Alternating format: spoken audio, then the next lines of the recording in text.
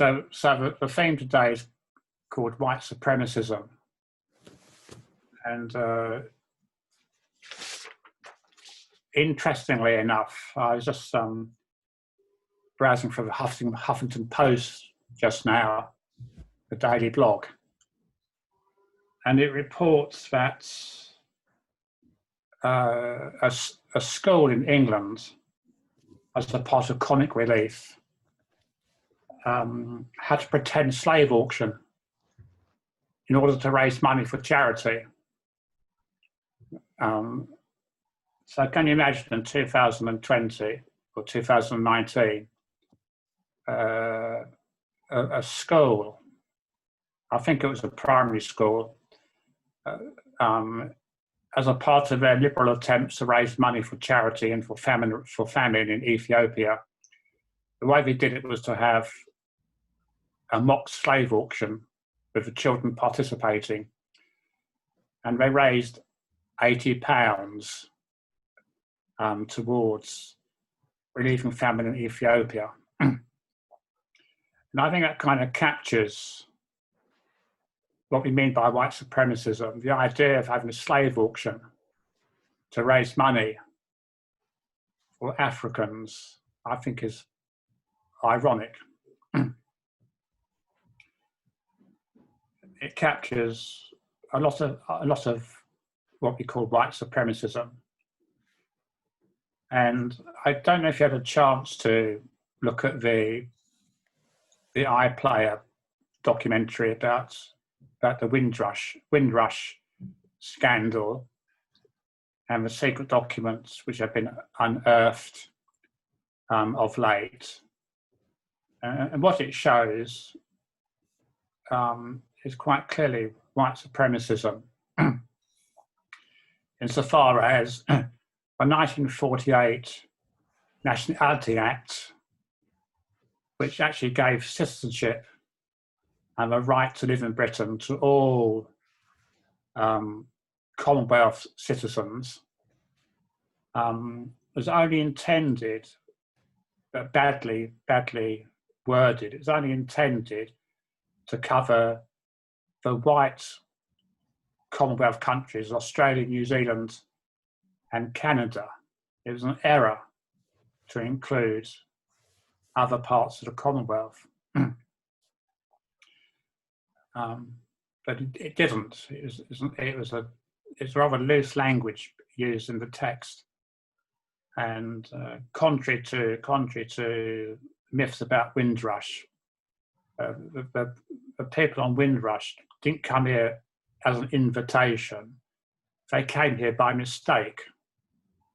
The Windrush was an ex-German troop ship which had been taken over by the British, and it took back to the Caribbean. It took back Caribbean soldiers after the war.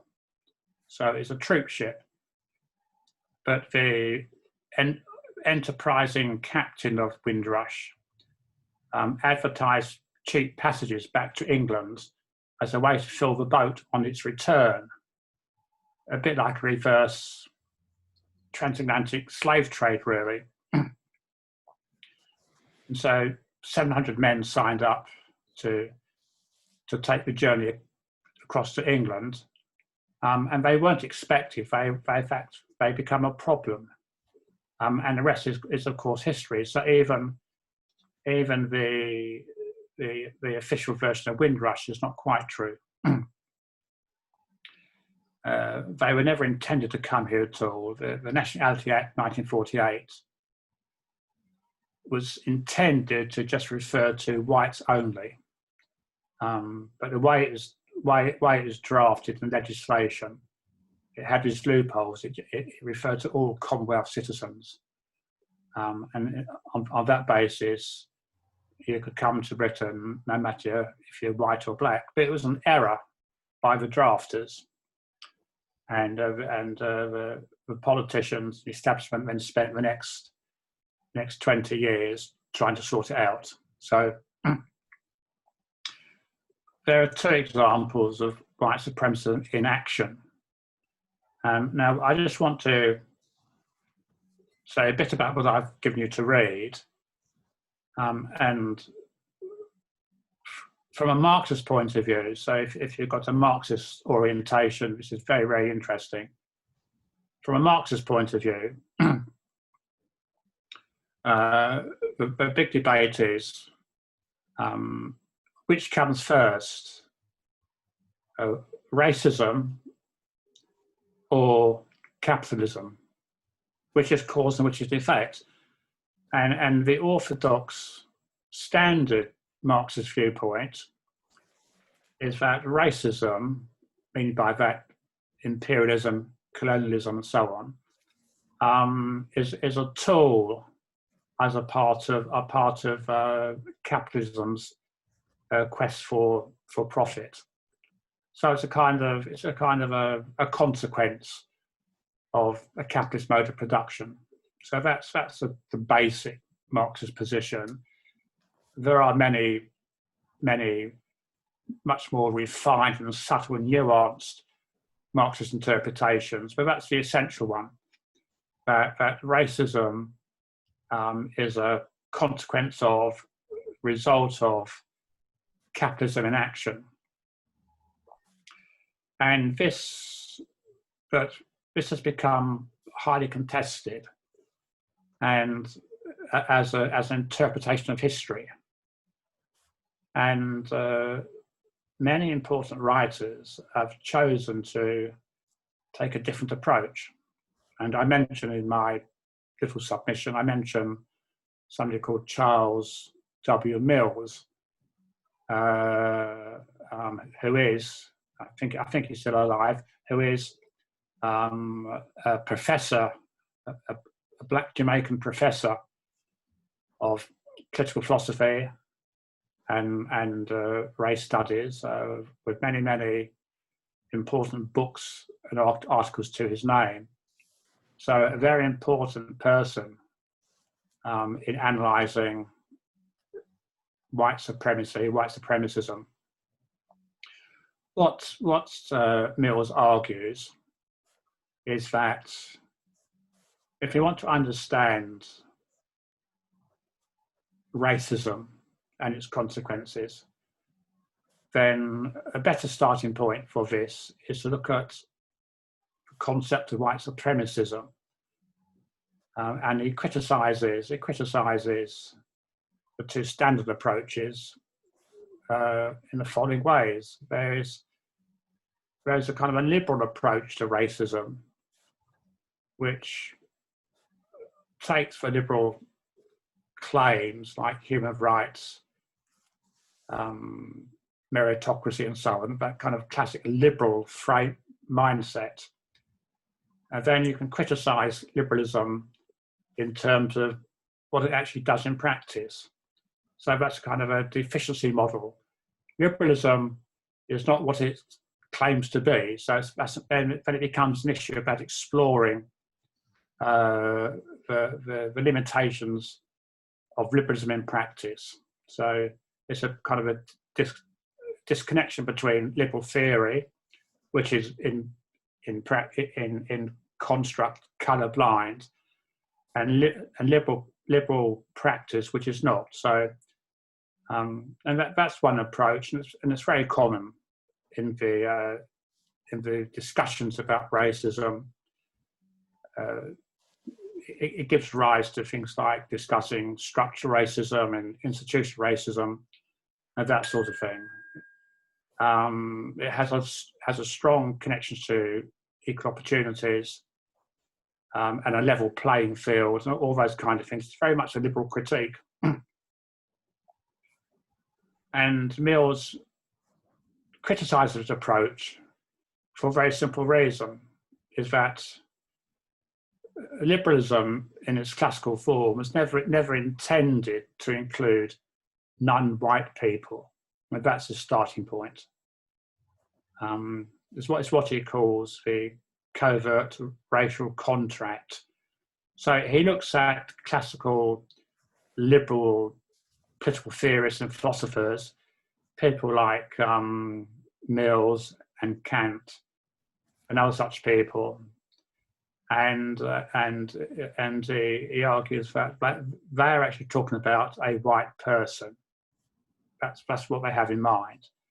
It excludes anyone who is deemed not white. So he regards liberalism and a liberal critique of racism as conceptually flawed, because it takes the premises as accurate, and then it's just about exposing the shortcomings. Likewise, he criticizes Marxist theory because, for very similar reasons, Marxist theory, certainly the way it's been traditionally presented and argued historically, is about liberation of the white working class. It's very much a Eurocentric analysis of the world.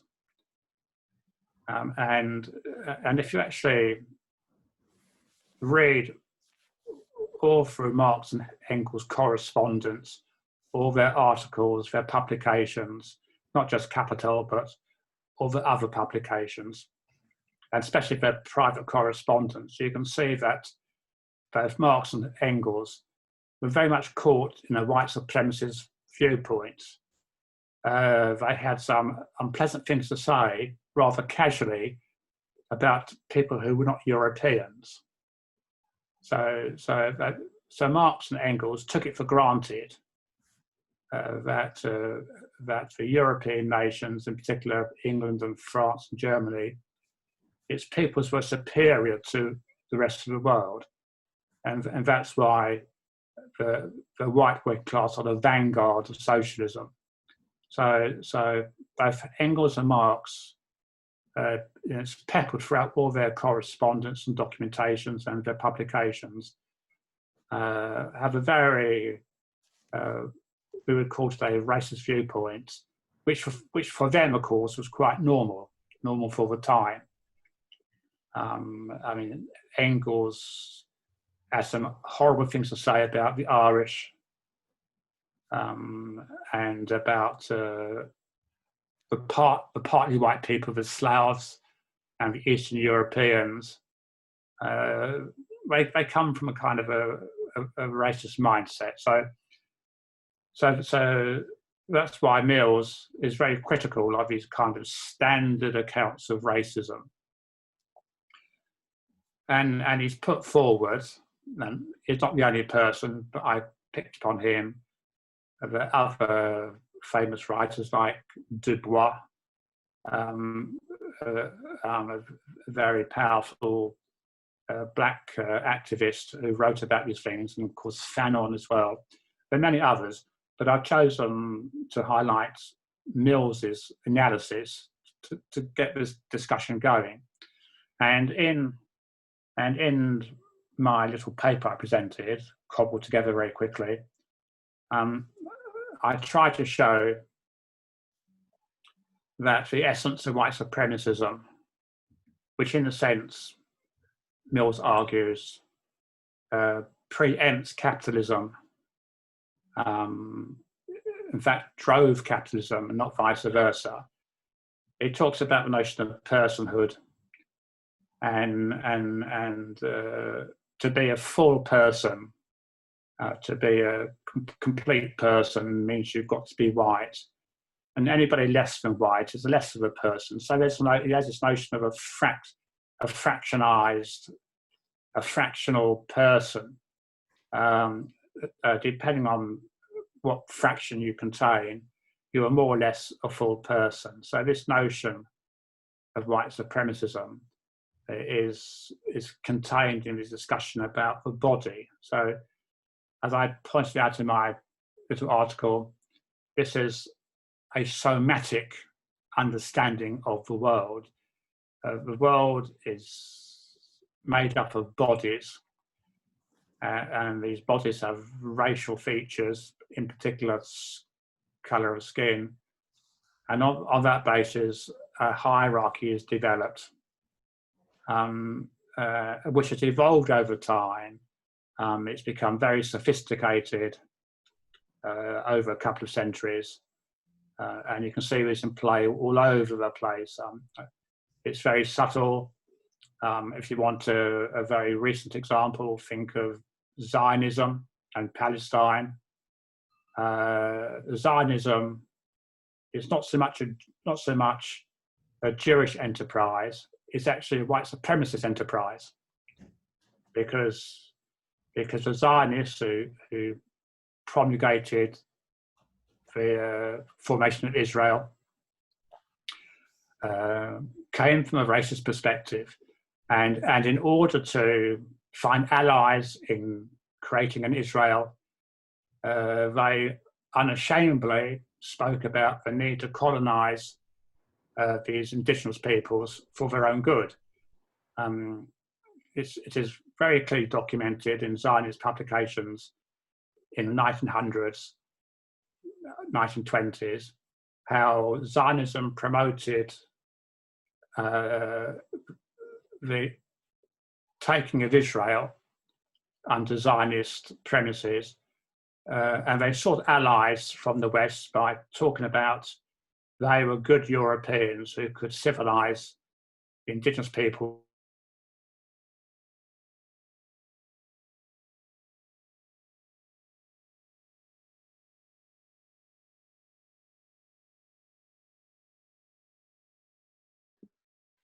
Paul, you're muted.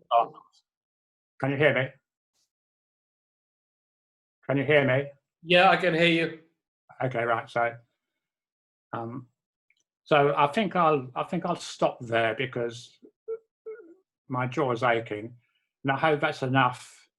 If you read my article and dipped into the other article, I think we've got a basis of a discussion. So I've been studying these kind of things. I've been studying racism for 40 or 50 years. And I've come to the conclusion, also as a Marxist, I've come to the conclusion that white supremacism, which predates the rise of capitalism, is itself a major movement in world history. It's not a part of capitalism. It's not a derivative. It's not a subsidiary.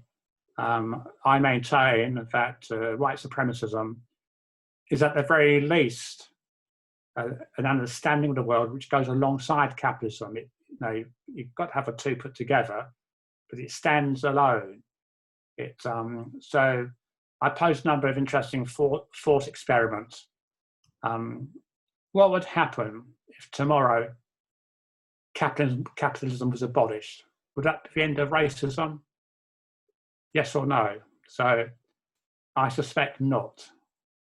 If that is the case, then that suggests that white supremacism as an ideology, as a worldview, as a kind of a meta-analysis of the world, white supremacism has predated capitalism.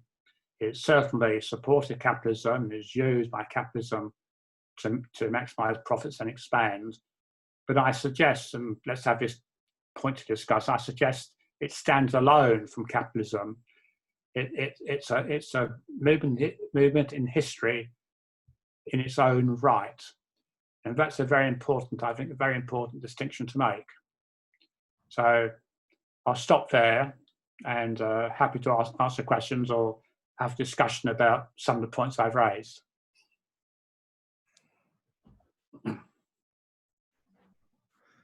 Okay, let us start. I think Surinder wants to say something. Yes. Hello, can you hear me? Yeah. Okay. Thank you, Paul, for the articles and for your presentation. I'm interested by the last question that you just put, that capitalism, that racism stands alone. I suppose there are, within the Marxist framework, there have been other things like patriarchy that's usually, some feminists have argued, that is pre-capitalist, a sort of pre-capitalist mode of production that capitalism, seems to use. But their analysis is usually quite well grounded in arguing that it is a pre-capitalist mode of production that existed before capitalism, way back in, society.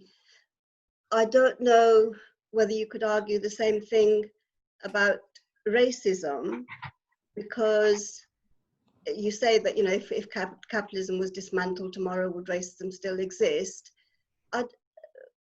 It depends on who dismantles capitalism, isn't it? So if non-white people dismantled capitalism, it may well be that racism could be dismantled. So I'm not sure where that argument stands in that respect. Yeah. I just make a point about, talk about the patriarchy predating capitalism. Quite true, of course, but similar arguments have been put forward for what we now call racism. It predates what's called scientific racism, which began to emerge towards the latter part of the 18th and then 19th centuries, which try to justify racism based upon so-called scientific principles. But there's a medieval concept of racism, which certainly predated the rise of capitalism. So, for example, plantation slavery, plantocracy, which actually predates the emergence of capitalism, although they are connected, was justified on pre-capitalist criteria that black people are by nature designed to serve white people, and that goes back to texts in the Christian Bible.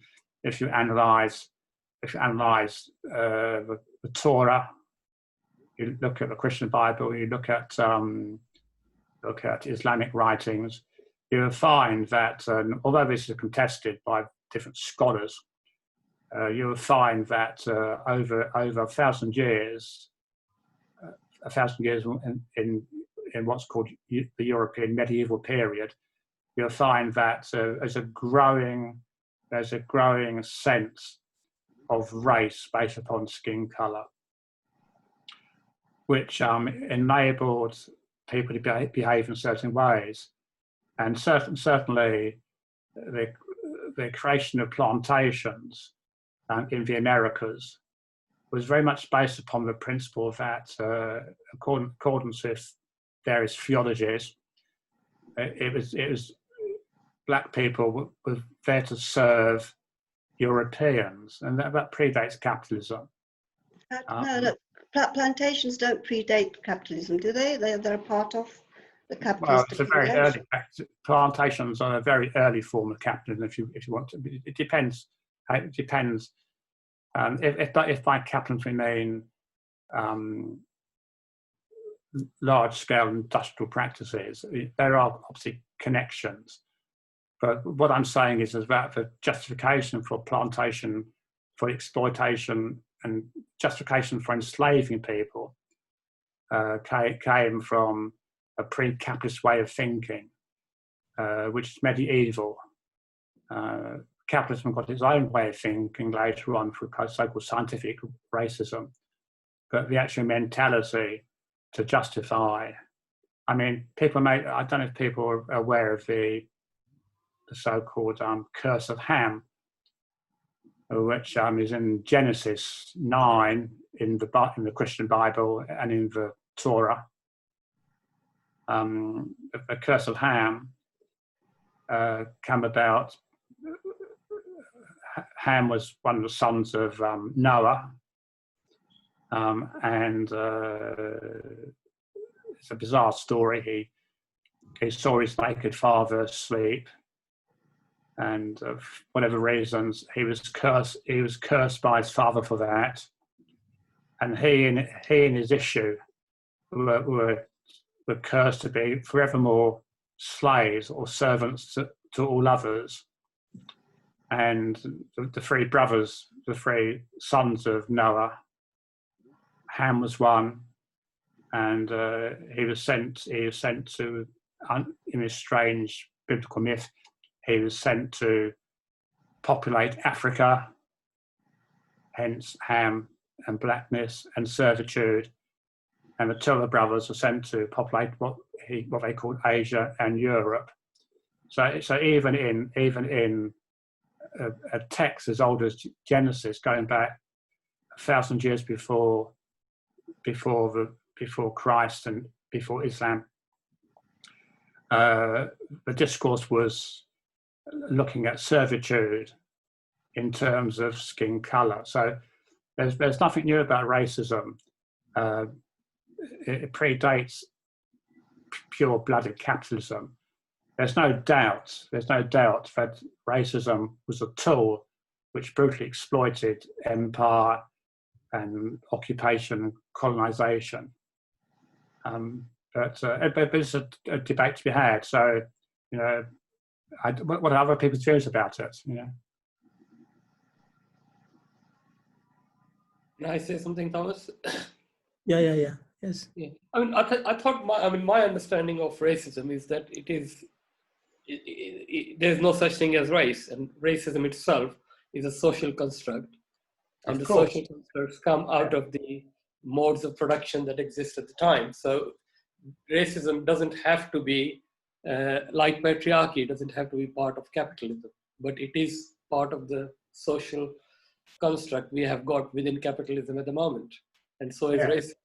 Okay, so I think when we talk about systemic racism, structural and institutional racism, racism exists as part of control of society.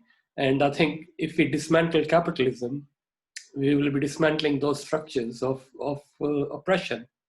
And racism is part and parcel, and in fact, in some parts of the world, is a very significant part of oppression, of a tool of oppression. And it's therefore we dismantle capitalism in the United States, for example.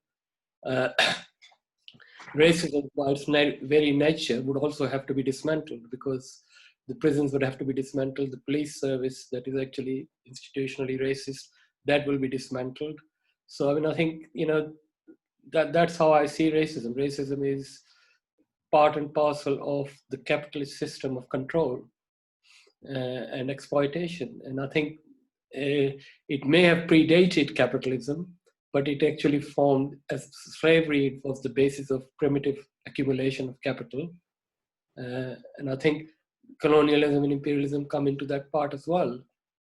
I mean, the other thing is that although Marx may have said some things which could have been construed as racist, but he was probably one of the very few people who actually supported the Indian struggle of independence in 1857. And he wrote articles on it, calling it a national liberation struggle in the Tribune in New York newspapers. So I think when we are talking about racism, we are talking about what exists today in terms of what people are facing in, say, the United States and in Britain, with deaths in custody, with the oppression of the police services uses, with the inequality that we face, which is systemic to capitalism. And that inequality is actually then, it promotes capitalism, isn't it? Without that inequality, capitalism probably would not survive.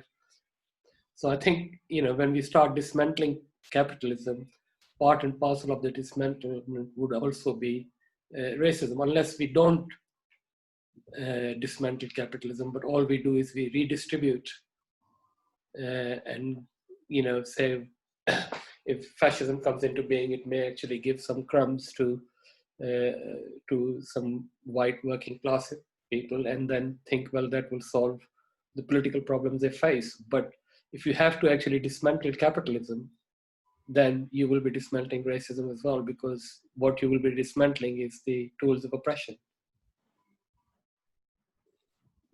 Okay, you're describing the classic Marxist perspective.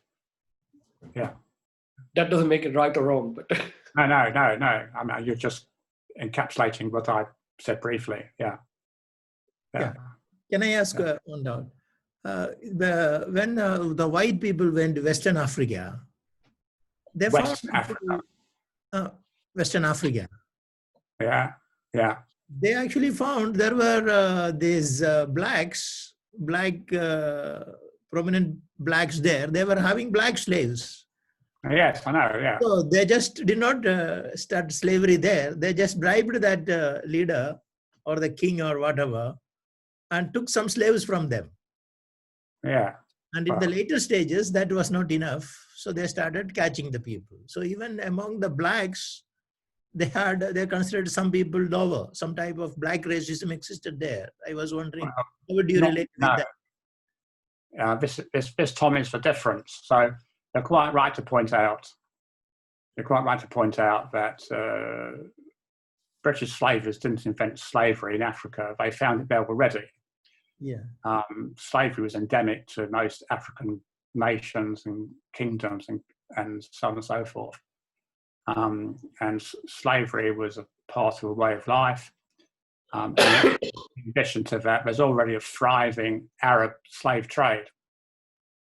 We talk about the Atlantic slave trade, which took between 12 and 20 million enslaved people across to America. 20 million, some say 12, depends who you read. But in addition to that, there's already a flourishing slave trade. In Eastern Africa, going to India, Saudi Arabia, Zanzibar, and there's also a flourishing slave trade, mainly run by Arabs, going up the Sahara to the Mediterranean coast. So it's quite true that the Europeans didn't invent slavery. But what they did was change its nature. So, for example, in African states, some of which become so-called slaving states, they actually hunted down slaves to sell to the Europeans. Very few slaves were captured by Europeans. It's too dangerous. They relied upon these third parties. People may have heard of the term palaver.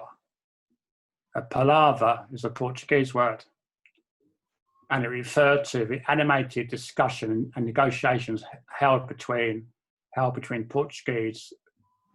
Portuguese and local African chieftains discussing what to exchange for slaves.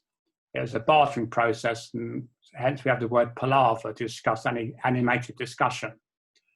So, but the point was that slavery, the Atlantic slave trade was called chattel slave trade. In other words, the actual arrangements of slavery were very different to arrangements found in Africa.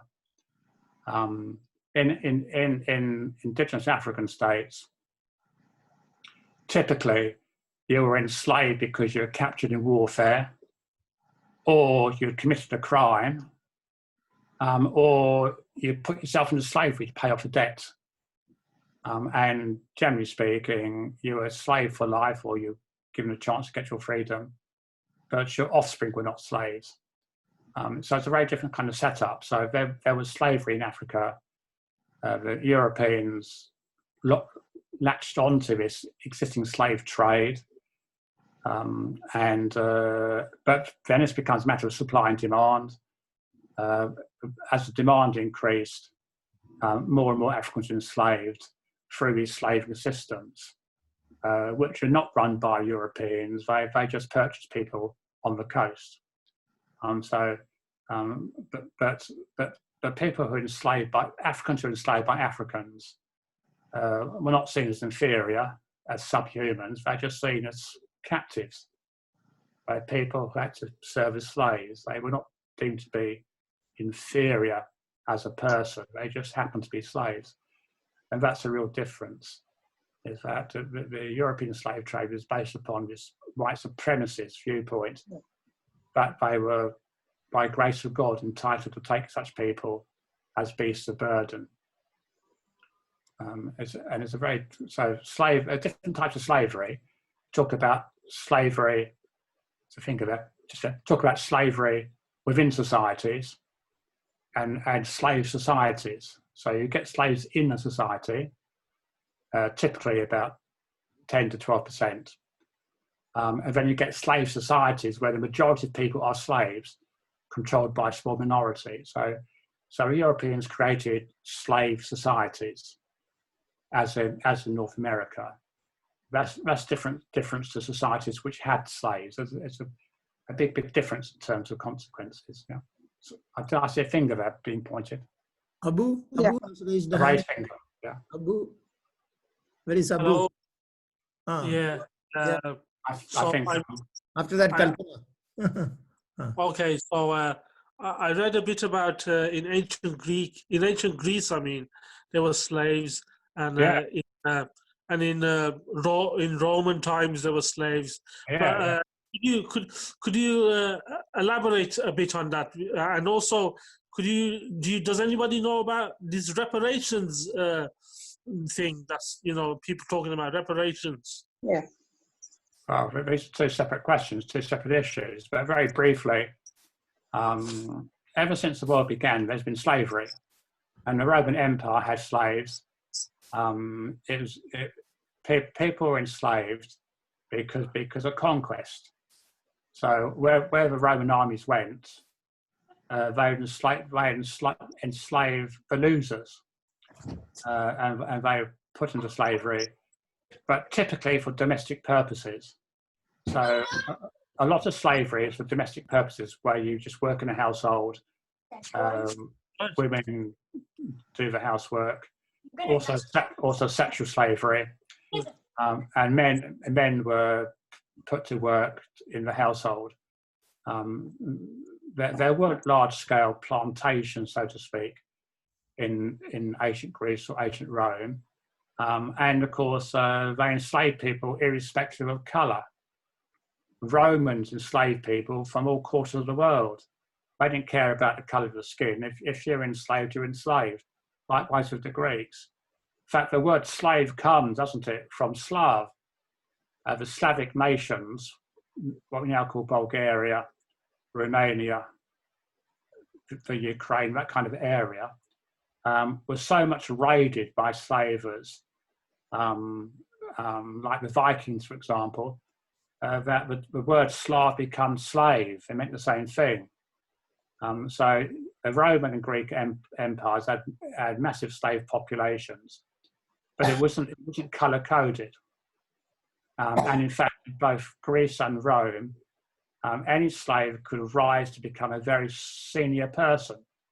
They could rise in the hierarchy, and in fact, many slaves become second to the emperor. And that's especially true in Islam. Is that they had the same kind of system, but slaves there could based upon their competence, capabilities, could acquire very senior positions, and they themselves could hold slaves. So it's a very different kind of picture. European Atlantic slavery is unique in its manifestation, and its uniqueness is linked to white supremacism. The reparations issue is a complex story. Yeah. Sorry. Yeah. Yes, I think your most recent contributions elaborating, the slaves existed before the Atlantic slave trade, and that in itself, actually trade itself was part of the accumulation of capital, and then the slaves themselves were used as commodities to produce further capital, and type of in America, and the type of plantations and things is much more capitalist way of agricultural production rather than the previous feudal production. So there was a change, substantial change, by saying it changed from the previous exchange of, when in the medieval times, or when kingdoms fought in Greece, even the royalties, subjugated states had to give slaves to the conquerors and things. So it was a sort of established way of accepting defeat. And as you say, it wasn't, there was no race, no color associated with it. Whoever was subjugated or defeated would have to give the slaves, or become slaves of the dominant kingdom. I think the white supremacy and is much more ideology, that is actually trying to substantiate and support the enslavement of Black people. So it's more than just theory, if you like. It's much more ideological level, justifying what was going on, and that is interlinked with the development of an accumulation of capital, either in agricultural sense or subsequently the cotton industries and things that it then supported. I mean, there's a sort of parallel with how the English or the British, I don't know, English people relationship with India. I mean, India was considered, or the Mughal Empire and various kingdoms was considered as rich, culturally rich, religiously rich, etc. before. And, the early colonizers or early people that went from England had much more equal or appreciation of what was going on. And subsequently, there was a change in the attitude where the Indian people, the natives became the inferior, and superiority of white people was, developed, if you like. So I think there is a sort of substantial change, the way ideology supported exploitation on various levels, so yeah. The other thing is white supremacy is a particular form of racism. There are other racisms, which I think that Arundhati Roy article is talking about. So I think that's what you were saying earlier on about one drop of blood or 1% of color or whatever. There are other types of racism, but the white supremacy one is much more of the power relation. That's what I would say. Yeah, Paul in his article discusses how in India also it is the same, Varna, those people with color. I thought Paul is saying it is same aspect, isn't it, Paul? Well, I gave that as an example about how it got refined over centuries. So the history of white supremacism is a history of shades of white. So, for example, when the Irish went to America, first of all, en masse, and the Irish emigrated to North America following the potato famine in the 1850s, they were classified as not white.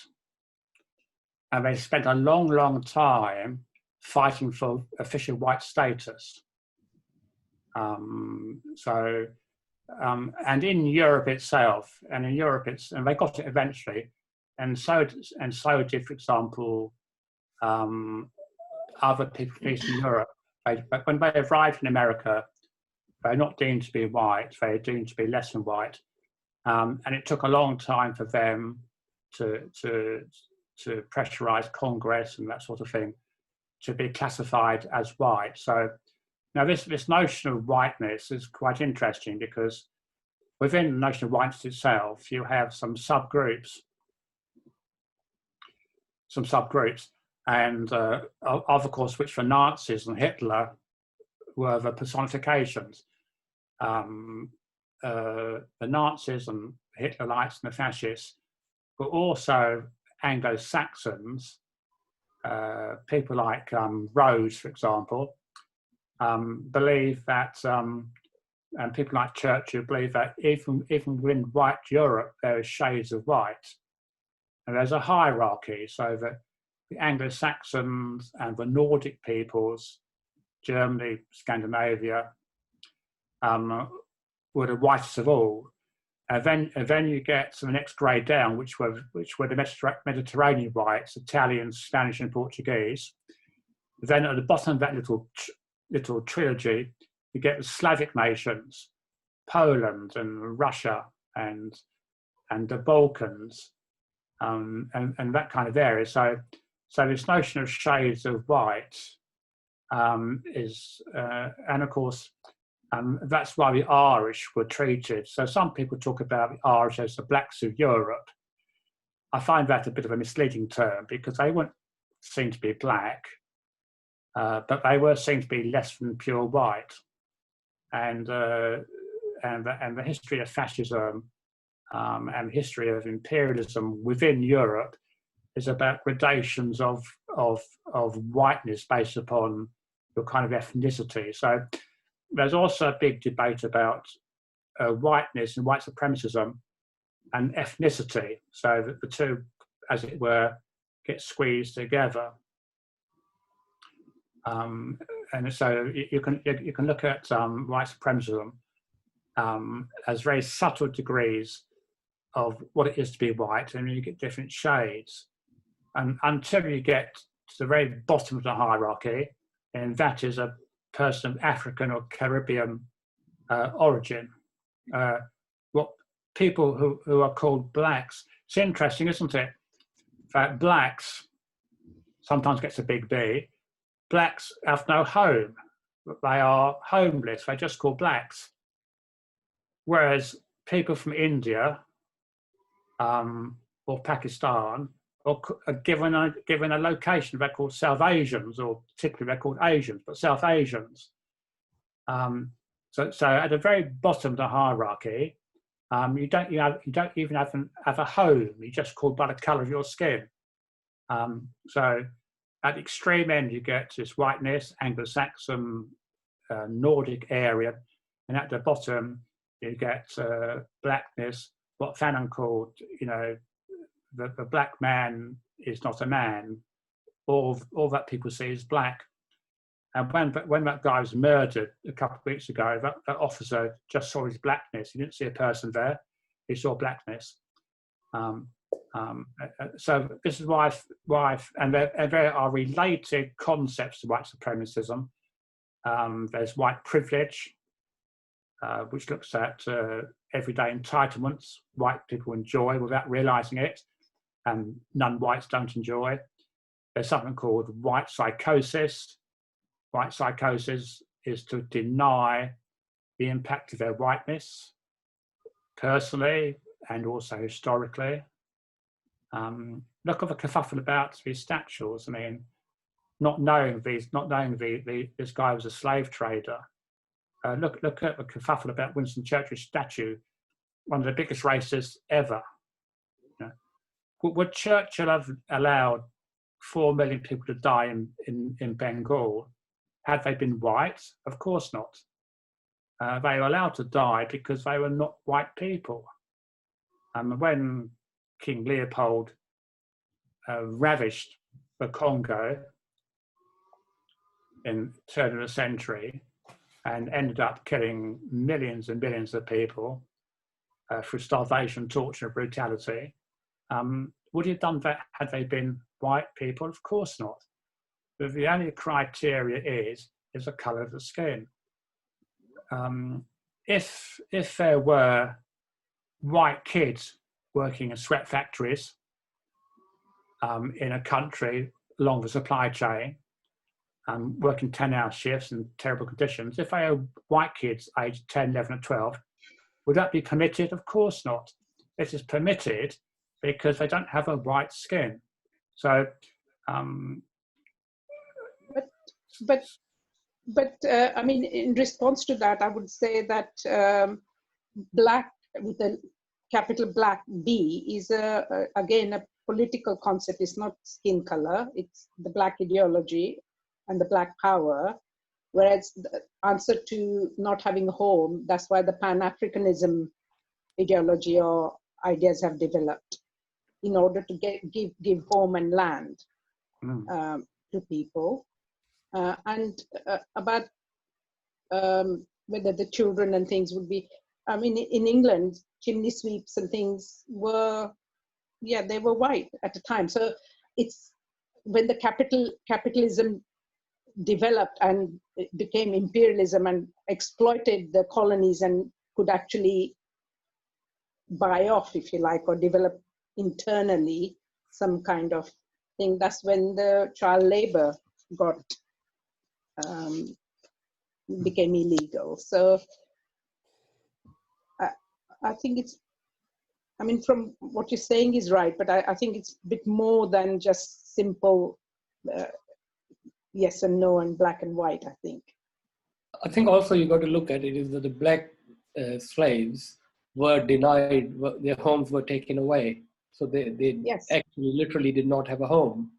Yes. That's why they're, black is much more predominantly used. And in fact, they're now trying to find them a home as well, isn't it? So it's, so I think that's, it's part of the political and social oppressive structures that were created by the imperialists, including Churchill, Rhodes, and the slave traders before them, that created a huge population that didn't actually have a home. Yeah, Malaika? but I mean, that's, Surendra. Sorry, I was just going to, I don't want to interrupt this discussion actually. Coltman, do you want to carry on? no, I just wanted to say, I mean, the sort of ideas of Pan-Africanism, but also, the people forming free state in West Africa, Liberia, to get the land and get a base. But I mean, even that's been controlled, if you like, by the imperialist system. That's all I wanted to say. Paul, could I just, you said that the psychosis of whiteness, or white psychosis, is about denying the power. Impact of whiteness. I thought it was more about actually the delusion that you are powerful, when in reality, on the basis of your biological makeup, you're not. Yeah. That's a psychosis of whiteness, isn't it? Yeah. But it Can you stands say that again, Surinder? The psychosis of whiteness, as I understood it, is about white people being deluded into thinking that they are superior, when in fact, by virtue of their biology, they are actually not. Biology, genetically, yeah. Yeah. But it also is a term to cover history itself. So white psychosis also includes the delusion, or the delusion is that white imperialism was a civilizing mission, and that people were beneficiaries of that process. So all they see is their so-called civilizing benefits, and they never see, and it's never talked about in history or in schools or in debates, they never talk about the genocides and slaughters. All that is wiped out of history. So white psychosis, it is what you say it is, but it's much more than that. It's about denying. It's just like capitalists deny they oppress the proletariat when the evidence is to the contrary. So I called it the big white lie. It's about disregarding, not seeing the consequences of what you are doing, and pretending it's not happening. Very few people have heard about what happened in the Congo with King Leopold. It was the most brutal genocide of the population in pursuit of greed. And the official Belgium records, the Belgian state officially denies this has happened. It's very rarely debated. You can find out about it. Is that not a part of the white supremacy, that because Yeah. it is a delusion? You could argue, I mean, Fanon, I think, has argued somewhere, I can't remember where, but I remember that, that the white man is so scared that the black man might replace him, or what black people might replace him. That there is always a constant fear. And you can see that, if happening today in a sense. People have talked about why white people continue to do what they're doing, and particularly in the sense of police today. But to me, that does resonate, that, you know, white people are so afraid that if black people did get the power, that they would be slaughtered in turn, you know. Yeah. But that to me is a part of white supremacy that Absolutely, yeah. lies behind of so much of the tyranny. Absolutely. You get the same myths in Israel with Zionists. They got this terrible fear that they're going to be exterminated and pushed into the sea. It's a Zionist psychosis, brackets, what white supremacist. You might not know, but most police forces in the southern states of America can be traced back to the days of slavery, when they were vigilante groups that went down hunting escaped slaves. So every plantation, every county had a posse of white hunters armed with guns and dogs, whose sole job was to hunt down escaped slaves. And that's how the original police departments in the South American states and in the Confederate states, that's how they evolved. They emerged out of slave hunting. Is it any so surprising that centuries later they're still doing that?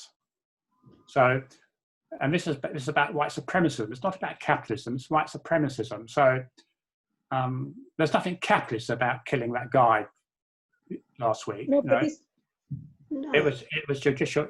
It was white supremacist murder, and the reason is that ever since slavery days, the great white fear, the great white psychosis, is a fear of a black uprising, and black riot. So, is it surprising that people make a protest about Black Lives Matter, and straight away the media and the official state perspectives stress the riots and the rioting and the looting?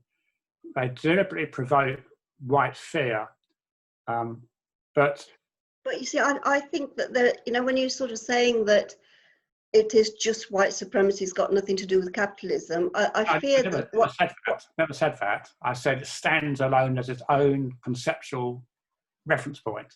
The two are interlinked, obviously. They are interlinked historically. That can't they be have denied. to be interlinked, because otherwise you take the political economy out of this structure, don't you? Out of this superstructure. I think, Paul, they're more than interlinked. They are actually an essential part of capitalism. Because capitalism cannot cannot maintain itself without having the oppression that this ideology of white supremacy provides them with. I mean, the police have to do what they did to be able to maintain the prison system, to be able to maintain the inequality and everything else, because otherwise it will dismantle capitalism in the United States. I'm not sure you've got to squeeze someone to death with your foot because of capitalism. You do it because you're a white supremacist. You hate black people. QED. Yeah, but no, but the hatred of black people doesn't come from the sky, does it? It's not two-dimensional as that, I believe. It's definitely interlinked with the system as a whole. Of course, yeah. I'm not denying that. So let's get this clear: is that I am a Marxist, as you probably know. Mm-hmm. I believe Marx's account of history is a very accurate one. It's got some flaws, but it's very accurate. I know all about capitalism. I know how it works. So I'm not pretending that racism is separate from capitalism. All I'm saying is that let's view this through another lens for a point of clarity called white supremacism. And then you get some more insights. So I think in the article I sent you, they make the point that what's good about white supremacism is it tells you what it says on the tin. It's about white supremacy. It's illuminating. White privilege, white fears, white psychosis, white rage. You don't need capitalism to explain all that. That's all I'm saying. In one sense, capitalism becomes, for the point of clarity, it becomes redundant in that moment.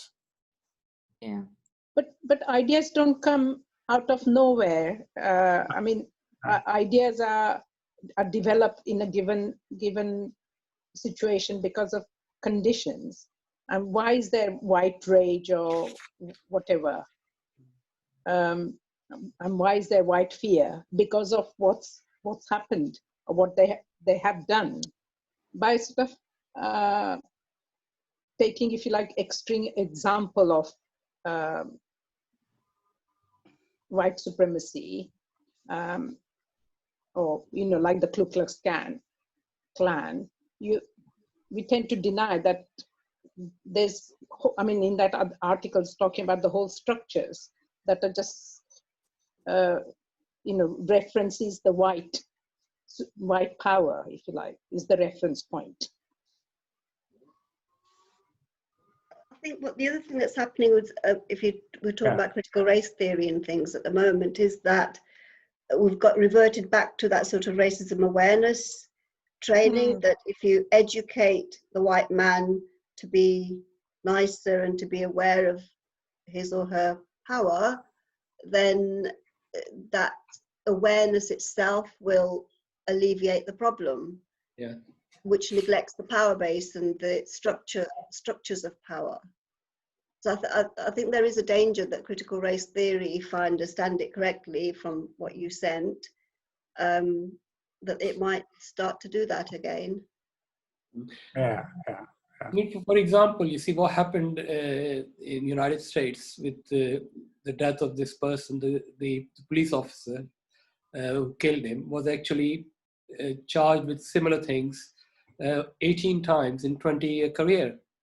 Right now, that itself was not racism of the white person, but the racism of the police force to allow him to exist as a police officer for that long without punishing him for 18 previous crimes. So that's structural, racism that's embedded within the system rather than embedded within the white person. Because the white person itself is not a problem, because if the police force had dealt with him, that would have been all right. Systems can't operate without people. Systems are made up of people. Of course they can't. But what I'm saying is there's a systemic racism that exists that is really, as far as I'm a black person, for example, so for me, the problem is not a white person who thinks I'm inferior. The problem is the police force that gives him the power to do what he wants because he thinks he's superior. But that's not in dispute, Naim, is it? That's not, take that for granted. Sorry, Naim, what you're saying is right, but institutional racism comes from internalized racism, or the constructs of internalized racism. If the individual agents do not exist who have internalized the relationships of racism, then we don't have... There. But the point is that if the police force itself, the institution didn't allow this, George Floyd wouldn't have died. Institutions emanate from agents, individual agents. No, institutions exist because we haven't dismantled them. So if we dismantle the institutions, that's what we need to do. That is the demand for the Black Lives Matter movement, isn't it? Dismantle these institutions that actually promote and generate racism. I feel like the movement is sort of working backwards, however, go on. No, it's okay. You go ahead. One of the things which I think our discussion is missing, I mean, we did point to it to some extent, is the role of European Enlightenment in the conceptualization of the category whiteness and the absolute nature of the category of whiteness. So, for example, Thomas spoke about the African slaves, Africans making African slaves, and Paul also talked about how Arabs and others made slaves, and so on and so forth. But the nature of the slavery in those particular societies were radically different. They were more sort of captives. For example, if we look at the slavery in various Islamic societies or Muslim societies, the first Muslim dynasty which ruled India was called slave dynasty or Mamluk dynasty. which almost ruled North India for 100 years, almost 100 years. Similarly, the largest, one of the largest Muslim dynasty which ruled North Africa was Mamluk dynasty, ruled North Africa, Egypt, and so on and so forth for 300 years. But all of them were slave dynasties coming from people who were slaved before and so on and so forth, moved on to become administrators and so on. So the nature of slavery or nature of this race category changed significantly from relative category to an absolute category. For example, people coming from South Asia will be familiar with this particular word, Gora and Kala and so on, right? So Kala is someone who is black, literally, and Gora is someone who is white. But in any family, in any South Asian family, if kids have different sort of color gradation, they would be called, oh, this one is Kala or this one is Gora. It doesn't mean that this one is white or this one is black. There was a gradation of skin tones, but it didn't mean anything more than that. You see, the Enlightenment, Saif, is the foundation of capitalism, isn't it? Yeah, I'm coming to that. That Enlightenment provided ideological fuel. I'm not going too much with the capitalism because I don't think Marxism has. I mean, it has something to provide to it, but Marx himself was a racist, in some ways, white supremacist. But we can discuss that. If we look at the Enlightenment ideas, for example, Hume or Kant, they were openly racist. Hume is saying that Negroes are completely inferior in general to other species of men. He's openly writing that naturally inferior to whites. Similarly, Kant is saying similar things and so on and so forth. If we look at other aspect of European Enlightenment, which is the scientific sort of revolution, so to say, Darwin is a major category. But Darwin produced this particular gradation of races or gradation of subspecies of human beings, in which the white person is, or the Caucasian, is the number one, the most evolved of all human subspecies. And Negroes or Africans are about number 6. There is a very famous picture in one of his friends and colleagues' book, Ernest Haeckel, his name was, a German guy, in which you have pictures of various people coming from different parts of the world, and there are 12 people there. At the bottom, you have apes and so on, so for different kinds of ape and the apes, and that moves on. And on the number 6, you have African person. And number 1 obviously is Caucasian. So from number 1 to number 6, you have Caucasian coming to the African. And from number 6 to number 7 is an ape. So you can see that how this idea of how human species or how human evolution or theory of evolution given by Darwin justifies this or provides a sort of a scaffolding for the idea of whiteness as an absolute category based in science, not just in some sort of a woolly religious idea or some sort of a ideological idea, but it gives a scientific ground to that. And this was reflected in Marx. It was reflected in Trotsky. Trotsky writes about it in a very famous article that he wrote when he was in South America. The article's name is "If America Should Go Communist," and he's talking about that as America becomes communist, there should be. I can read the sentence that he wrote. So after taking a firm grip on your economic machinery, he's talking to his American audience. After taking a firm grip on your economic machinery and your culture, you will apply genuine scientific methods to the problem of eugenics. Within a century, out of your melting pot of races, there will come out a new breed of men, the first worthy of men, the first worthy of the name of man. So he is proposing eugenics in some ways, that this scientific race theory or scientific methods applied to races will evolve human beings into whatever Ubermensch or whatever it is he was proposing. A similar thing Marx is writing. So Marx's writing is not any different. I mean, he writes that England, it is true, is causing social revolution in Hindustan, was actuated only by violence in interest, but fundamentally what it is doing, it is the unconscious tool of history in bringing about the revolution. So he is justifying that whatever is happening, whatever England is doing, whatever England is unleashing on India, it's basically history unfolding itself, which is the history or the destiny of Europe that it has to bring to the savage races of the world.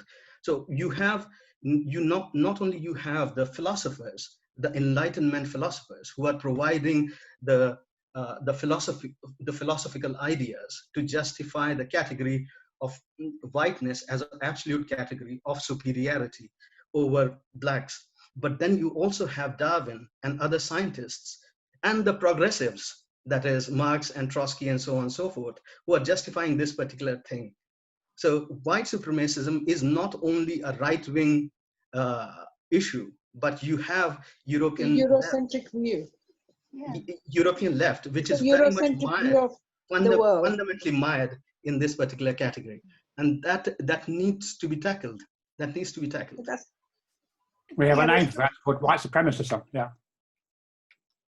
But it still doesn't delink it from its economic No, no. No, structures. no, of course not. I mean, human societies are holistics, right? So every aspect of human life affects other aspects, and we should not And delete it. I think you have to sort of say that, yeah, you know, modernity was Eurocentric in a sense. The whole, Eurocentric. yeah. Because that's where the power was, isn't it? That's Yeah. that's where capitalism was. That's where imperialism was, and therefore would have been. So it's, I mean, history is a question of competition between powers, and that's what took place in India, and I think that took place everywhere else. But I think what we are faced with today here, I mean, I think is how do we dismantle racism that exists in our society? The question is it a question of actually educating individuals, or is it a question of actually dismantling the structures of power? And I think that's where the real substance of the debate should be. And I think it is a question of dismantling the structures of power, which are because it is a capitalist society, it is inherent in it is the racism. I mean, if, for example, you see, as 80 years ago, 90 years ago, when they were going to colonize Palestine, white progressives and everybody else would say, including the capitalists, that we're going to go and colonize Palestine, right? Zionists today say we are not colonizers. We're not colonizing Palestine. They create a different picture. They create, you know, we're going to bring progressive elements to the place. We're going to make it, you know, it's going to be a better place for women to live in, better place for people with different sexual orientation and everything else. But it won't be a good place for the Palestinians to live in. And same with Churchill. You see, if you talk about Churchill a few months ago in the press, nobody would quote his statements he made about racism. You know, what he said about Gandhi, what he said about India. And I mean, so history, the narrative is changing. Racism is adopting itself into the structures in different ways. And I think that's what, I mean, we got to dismantle the statues, but with it, we have got to educate the people to what they stand for, and what else do we have to dismantle behind those statues are the structures of power. Okay, shall we end our discussion today? Is that enough?